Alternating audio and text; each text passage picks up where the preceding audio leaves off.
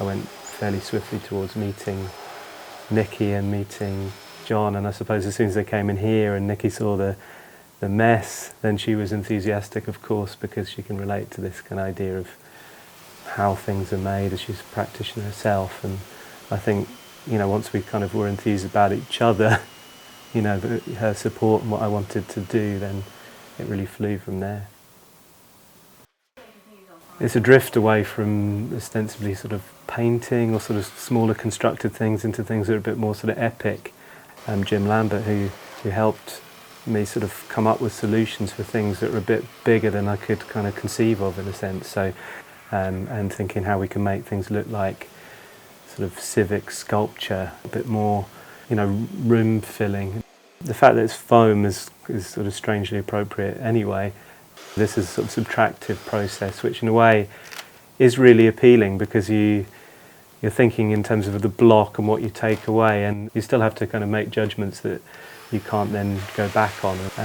Of course, there's a sort of speed to it, which is nice. You can intuitively make these sort of decisions quickly and enact them quickly, because of the way that you're cutting it with very sort of dangerous things. So I think in terms of sort of health and safety, the chainsaw looks a bit worse than it really is. There's a sort of battery powered one that's a bit wimpy, which is probably for the best.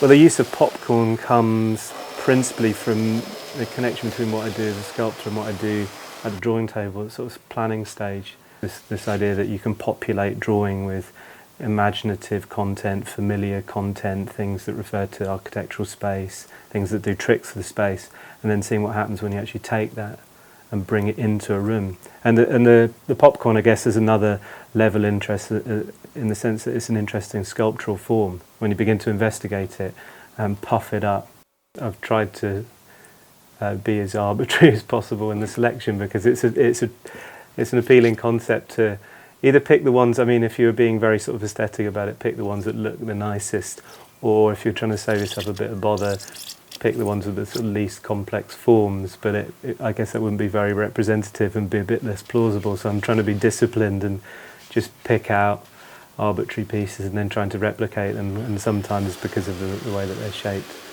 it's a quick job, and other times there's lots of undercuts and three-dimensional figuring out to do. I think this work that I'm doing for Jupiter is it's doing two things in a way. It is referring to, there's a continuum in terms of this interest that I have in wall reliefs, and this idea again of what you do at the drawing table. You kind of plot things with sort of geometric shapes and you replicate those.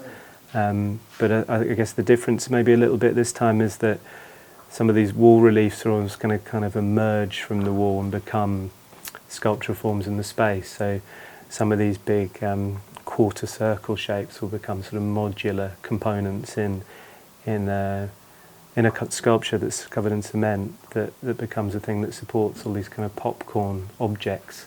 So in a sense it's kind of doing something that I've done a little bit before, but it's pulling it away from the wall, much as I've done things that play a bit with when things pop up from the surface of paper. It becomes this kind of huge collage essentially of these parts. I think that would be quite interesting to see people come into it and see themselves in relation to these things. Some things are kind of shrunk, the popcorn's strangely big, and the way that people are going to inhabit that space and move around it is really important to me, I guess.